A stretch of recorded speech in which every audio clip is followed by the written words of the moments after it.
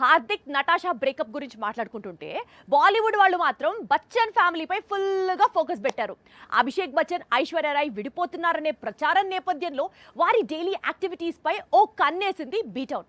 అందుకు తగ్గట్టుగానే అభిషేక్ బచ్చన్ అనుమానాస్పదంగా కనిపించారు.